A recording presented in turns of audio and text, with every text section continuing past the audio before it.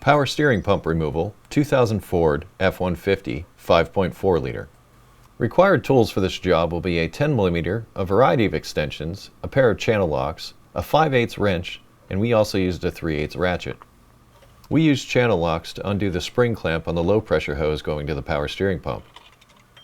With the clamp moved, you can remove the low pressure hose from the power steering pump. There are 3 fasteners holding the power steering pump to the engine located here. 2 of these fasteners are not visible in this clip. We used a long extension and our 10mm socket to access these fasteners.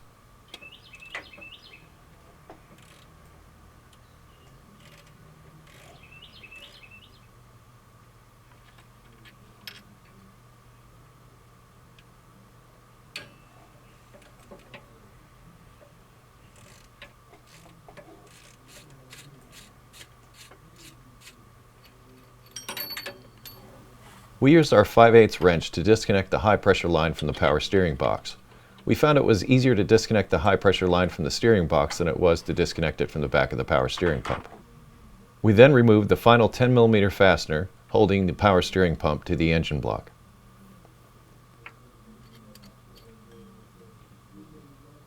You can now remove the power steering pump.